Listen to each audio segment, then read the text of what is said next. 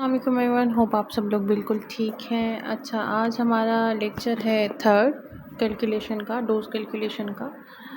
तो आज जो हम लोग कैलकुलेशन करेंगे वो एक तो होगी on the basis of weight. ठीक है, ज़्यादातर जो हम लोग वेट के बेसिस पे जो भी कैलकुलेशंस करते हैं वो ज़्यादातर पीडियाट्रिक पेशेंट्स के लिए भी होती हैं, या अगर हम लोग कहेंगे ऑन्को के जो पेशेंट्स होते हैं जैसे कैंसर पेशेंट्स, उनके लिए भी होती है, पर ज़्यादातर हमारी पीडियाट्रिक पेशेंट्स के लिए ही होती है। तो हम लोग यहाँ पे जो हमने इससे पहले वाली कैलकुलेशंस की थी वो एक स्टेप में होती थी ना, कि हमारे पास था formula desired dose upon on hand dose into quantity. तो वो था एक स्टेप में, सिंपली एक स्टेप में हो रहा था। अच्छा, हमारे पास अब जो कैलकुलेशन होगी, जो हम लोग वेट के बेसिस पे करते हैं, उसमें क्या होता है कि 2 स्टेप्स में होती है। ठीक है, अब ये होती है 2 स्टेप्स में। क्या होता है कि अक्सर डॉक्टर जो होते हैं ना वो बोलते हैं कि इतने ml पर केजी देना है, जैसे 2 ml देना है पर केजी या 5 ml देना है पर केजी। अब पर केजी का मतलब है कि जितना उस पेशेंट का वेट होगा उसके हिसाब से हम लोग देंगे। ठीक है, जितना भी उस बच्चे का है। अब कन्वर्सेशंस के लिए अब सबसे पहले तो ये 2 स्टेप्स में होता है। ठीक है, और सबसे इम्पॉर्टेंट चीज़ जो होगी हमारी वो होगी कि हम लोग यूनिट कन्वर्सेशंस जो होती हैं, यूनिट कन्वर्सेशंस मतलब हम इन चीज़ों पे फोकस करें कि हमारी कन्वर्सेशंस जो हैं, कन्वर्जन्स जो हैं वो सही हो। कैसे कि हमारे यूनिट्स वगैरह, weight and dose calculations constant हो। अब always ensure that the unit of weight and dose, मतलब जो हमारा वेट का है और डोज का जो यूनिट है वो एक जैसा हो। ठीक है, केजीज़ में तो केजीज़ में, एमएल्स में तो एमएल्स में ही हो। ठीक है, जैसे किलोग्राम्स में। अब if the dose is mg पर केजी, mg पर केजी में है तो हम लोग वेट जो है किलोग्राम्स में ही लेंगे। ठीक है, और वैसे भी हम लोग केजीज़ में ही लेते हैं, वेट को पाउंड्स में नहीं लेते हैं। और यहाँ पे एक और बात डिस्कस करते चलें कि हमारा जो 1 केजी होता है वो 2.2 पाउंड्स के इक्वल होता है। किसके? 1 केजी इक्वल्स टू 2.2 पाउंड्स। ठीक है, ये हमारी आगे कन्वर्जेशन में हमें कन्वर्जन्स में काम आएगा, सॉरी। अच्छा, उसके अलावा अब ये है, जैसे मैंने बताया कि 15 mg पर केजी देना है या 30 mg पर केजी देना है। तो पर केजी का मतलब है कि उसके उतने हिसाब से, अब वो जैसे 10 केजी का है ना, 10 किलो का बच्चा है, छोटा सा बच्चा है, अभी 10 केजी उसका वेट है, तो 10 केजी के हिसाब से हम लोग देंगे पर केजी, मतलब जितना उसका वेट होगा उतने ही हिसाब की हम लोग कैलकुलेशंस करेंगे। पहले स्टेप में क्योंकि मैंने पहले ही बताया कि हमारी जो वेट के बेसिस पे होती हैं वो हमारी 2 उसमें होती हैं स्टेप्स में। और इसमें क्या होता है कि डॉक्टर हमें ज़्यादातर खुद ही कैलकुलेट करने के लिए बोलते हैं कि आप उसकी इतने पर केजी के हिसाब से आप उसको दें। तो हमारे पास जस्ट अवेलेबल डोज होता है मेडिकेशन का हमारी फार्मेसी के अंदर, जैसे 500 मिलीग्राम हो गया पर 4 ml। ठीक है, 500 mg है या 250 mg हमारे पास सिरप सस्पेंशन पड़े हुए हैं पर 5 ml। तो हम लोग के पास अवेलेबल डोज होता है, पर हमें रिक्वायर्ड डोज जो कि उस पेशेंट को हमने देना है वो हमें मालूम करना होता है। ठीक है, तो उसका सबसे पहला स्टेप में हम क्या करेंगे कि पहले तो हम लोग ऑब्वियसली उस पीडियाट्रिक पेशेंट का जो भी बच्चा होगा उसका वेट हमें मालूम करना है। ठीक है, सबसे पहले उसका वेट हम लोग चेक करते हैं, या उसका हमें अगर मिला हुआ होता है वेट तो हम लोग वो निकालते हैं। ठीक है, अब जैसे इस पेशेंट का, एक पेशेंट है उसका वेट है 20 केजीज़। ठीक है, या 20 पाउंड, अगर 60 पाउंड्स में है तो हम लोग पहले कन्वर्जन करेंगे हमारी पाउंड में से किलोग्राम्स में। ठीक है, 1 केजी हमारा जो होता है, 1 केजी होता है 2.2 पाउंड्स के। ठीक है, तो हमारा अगर 60 पाउंड है तो 60 डिवाइडेड बाय 2.2 हो जाएगा, तो फिर जो भी आंसर आ जाएगा वो हमारा केजीज़ में आ जाएगा। ठीक है, उसके बाद हमारे पास वेट आ जाएगा। ठीक है, जो हमारे पास ऑर्डर डोज होगा जो कि डॉक्टर ने सॉरी, जो कि हमारे पास, हाँ, डॉक्टर ने ऑर्डर किया है या हमारे पास अवेलेबल है, तो उसके साथ हम लोग मल्टीप्लाई करेंगे। ये हम लोग आगे देखेंगे एग्जाम्पल के दौरान, ठीक है। उसके बाद जब हमारे पास रिक्वायर्ड डोज आ जाएगा, जैसे वेट इंटू ऑर्डर डोज हम करेंगे, मल्टीप्लिकेशन करेंगे वेट की ऑर्डर डोज के साथ, तो हमारा रिक्वायर्ड डोज आ जाएगा, ठीक है। एक बार हमारा रिक्वायर्ड डोज आ जाएगा तो फिर हमारा सेम ही स्टेप होगा जो हमने पिछली कैलकुलेशंस में किया था, जो कि था हमारा available dose divided by, sorry, desired dose divided by available on hand dose into quantity, ठीक है। अब हम लोग एग्जांपल देख लेते हैं। मैंने यहाँ पे भी वही मेडिकेशन यूज़ की है, सिफ्रोक्साइम। सिफ्रोक्साइम जो है 4 mg पर kg डॉक्टर ने ऑर्डर किया है, ठीक है। हमें डॉक्टर ने ऑर्डर की हुई है 4 mg देनी है पर kg। अब देखो यहाँ पे पर kg डॉक्टर ने लिख दिया है ना, पर kg। डॉक्टर ने उसको पूरी मेडिकेशन का डोज नहीं लिख के दिया, ठीक है। उसने बोला है पर केजी उसको लेनी है। अब उसका वेट के हिसाब से हम लोग को वो कैलकुलेट करनी है कि पर केजी हम लोग उनकी कितनी बनाएंगे मेडिकेशन। अब यही सेम हम लोग क्या करेंगे, अब यहाँ पे हमारे पास वेट जो है 64.8 पाउंड्स है, ठीक है। 64.8 पाउंड्स। अब मैंने पहले ही बताया था कि 1 kg जो है हमारा 2.2 पाउंड्स के इक्वल होता है। तो 64.8 को जब हम डिवाइड करेंगे 2.2 पाउंड्स के, सॉरी, 2.2 के साथ, तो हमारा क्या आ जाएगा, वेट आ जाएगा, जो कि हमारा बनेगा 117.6 kgs, ठीक है। अब हमारे पास वेट आ गया, ठीक है। हमारे पास अब वेट आ गया है, ठीक है। पर हम लोग पहले अपने फॉर्मूला उसको देख लेते हैं, प्रिस्क्रिप्शन को, कि हमारे पास सिफ्रोक्साइम है 4 mg पर kg, जो कि डॉक्टर ने ऑर्डर की है, ठीक है, चाइल्ड के लिए, जिसका वेट है 64.8 पाउंड्स। अब सिफ्रोक्साइम जो हमारे पास अवेलेबल है वो 250 mg पर 4 ml है, अवेलेबल है, ठीक है। रिक्वायर्ड डोज हमने निकाल लिया 117.6। फिर हम सेम ही वही अपना जो है फार्मूला लगाएंगे, जो कि होगा D/H इंटू Q।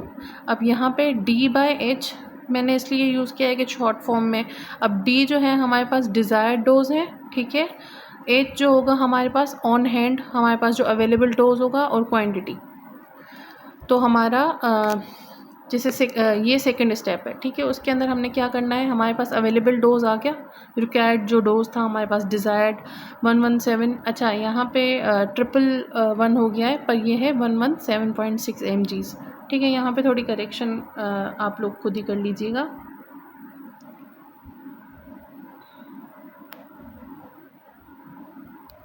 एक मिनट,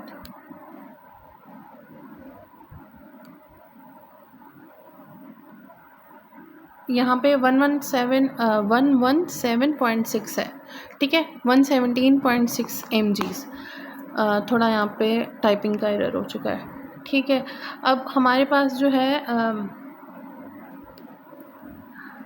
हमारे पास 117.6 mgs जो है हमारे पास रिक्वायर्ड डोज है, जो कि हमें देना है, ठीक है। रिक्वायर्ड डोज जो हमारे पास नीडेड है, रिक्वायर्ड है, ठीक है। उसमें फिर हम लोग अपने उसी फार्मूला के साथ D/H desired dose upon amount on hand into quantity करेंगे। अब हमारे पास 117.6 जो है हमारे पास डिज़ायर्ड रिक्वायर्ड डोज है, डिवाइड करेंगे हम 250 के साथ, जो कि यहाँ पे हमारे पास अवेलेबल डोज था, ठीक है, ऑन हैंड हमारे पास जो डोज है उसके साथ, इनटू हम लोग कर लेंगे वही क्वांटिटी 250 mg पर 4 ml। तो यहाँ पे हम इसको फिर 4 ml के साथ मल्टीप्लाई कर लेंगे, तो हमारे पास 2 ml हमारी टोटल मेडिकेशन बनेगी। मतलब 2 ml हमने उसके kg, उसके वेट के हिसाब से हमने देना है। अब यहाँ पे चेक करें कि 5 ml जो है हमारा 1 टीस्पून बनता है। 1 टीस्पून जो हमारा खाने का चम्मच होता है, टीस्पून, वो पूरा हमारा जो होता है ना 5 ml का होता है। और यहाँ पे हमारी जो डोज बनी है वो 2 ml है, ठीक है। 2 ml मतलब यूँ समझ लें कि हाफ, 2.5, सॉरी 2 हाफ, क्योंकि पूरा हमारा जो ml है 5 ml जो है वो हमारा 1 टीस्पून बनता है ना। तो अभी हमारे पास 2 आया है, 2 ml, तो हमने उसको आधा ही देना है, ठीक है। आधा चम्मच उसको मेडिकेशन देनी है उस बच्चे को, जो भी हमारा पेशेंट होगा, ठीक है।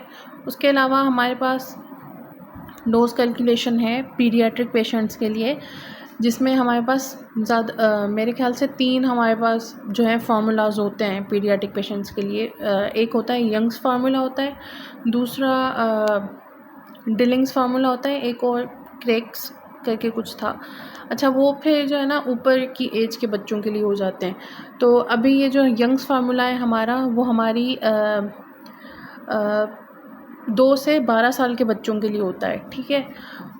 और फ्राइड्स होता है, एक फ्राइड फार्मूला होता है, फ्राइड्स के नाम से उसने मतलब फ्राइड एक बंदे का नाम था जिसने ये फार्मूला दिया था। अच्छा, वो था मेरे ख्याल से छोटे मंथ्स के बच्चों के लिए था, तो वो मेरे ख्याल से मैंने ऐड नहीं किया है, पर मैं आपको ऐसे ही बता दूंगी। अच्छा, यंग्स फार्मूला जो है उसमें ये है कि हम लोग जो डोज चाइल्ड के लिए हमें चाहिए होता है, उसमें क्या होता है, यंग्स फार्मूला ने हमें फार्मूला दिया था जो कि है एज, जो कि हम ऑलवेज़ ईयर्स में ही लेंगे, ठीक है। यंग्स के हिसाब से जो हम फार्मूला यूज़ करेंगे यंग्स के हिसाब से, वो है एज, जो कि हम लोग ईयर्स में लेंगे, डिवाइडेड बाय एज, फिर से वापस एज ईयर्स में ही, जिसमें हम लोग क्या करेंगे, एडिशन करेंगे 12 की।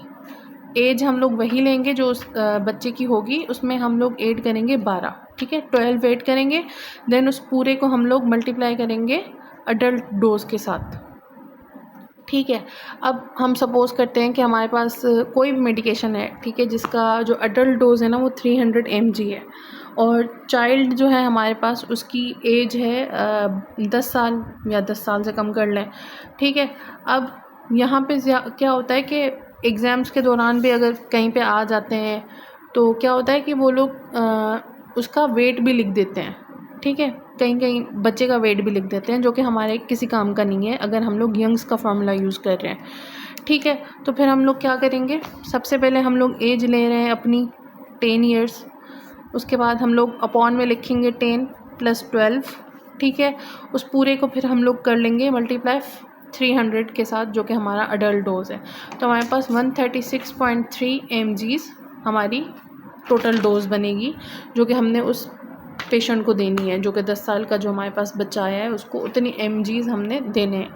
उसके अलावा हमारे पास डिलिंग्स फार्मूला है, जो कि ज़्यादातर हमारे 12 से 18 साल के जो भी बच्चे होते हैं, अब 18 साल तो अडल्ट में आ जाएगा खैर, पर नॉर्मली यही कैलकुलेशंस होती हैं। अब इसके हिसाब से हमारे पास है एज हम लोग लेंगे, डिलिंग्स के फार्मूला के हिसाब से अगर हम लोग देखेंगे तो एज लेंगे, ठीक है, ईयर्स में ही लेंगे। अगर 12 साल का है या 12 से ऊपर का है, 13 साल का है, 14 साल का है, उसको क्या करेंगे हम लोग डिवाइड करेंगे 20 के साथ, ठीक है। और अडल्ट डोज हमारे पास जो भी अवेलेबल हमारे पास उस मेडिकेशन का डोज होगा, जो कि अडल्ट हम लोग कहते हैं अडल्ट डोज़ है, जैसे 500 mg हो गया हमारे पास अडल्ट डोज़ है, तो फिर इस हिसाब से हम लोग जो है कैलकुलेशन करते हैं। और नॉर्मली ये 12 to 18 के रेंज में ही आती है। आजकल तो 18 को भी नॉर्मल उसमें ही दे देते हैं, 250 mg में ही दे देते हैं, क्योंकि वो अडल्ट में आता है, 18 अब अडल्ट्स में ही आता है, तो नॉर्मली ये मतलब इनका डोज बनता है, पर कैलकुलेशन इसी हिसाब से होती है,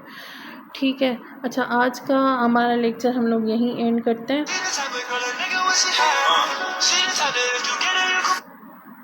अच्छा, आज का हमारा लेक्चर इधर ही एंड होता है। हम जो कल हमारी जो कैलकुलेशन होगी वो हम लोग IV ड्रॉप रेट्स पे करेंगे, जो कि हमारी डोज कैलकुलेशन का लास्ट ही होगा, ठीक है। उसके बाद जो हम लोग की डोज कैलकुलेशंस होंगी, मतलब कल हमारा जो है नॉर्मल डोज कैलकुलेशन जैसे ड्रिप रेट्स पे, इन पे जो है हमारी एंड हो जाएगी। हम लोग कल ड्रॉप रेट पे करेंगे, इन्फ्यूजन पम्प पे करेंगे, ठीक है।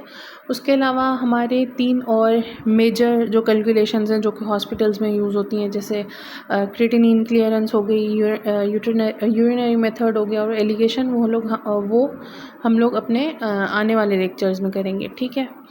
तो तब तक के लिए अल्लाह हाफ़िज़, अपना ख्याल रखें, और कोई भी अगर क्वेश्चन हो तो आप कमेंट बॉक्स में पूछ सकते हैं।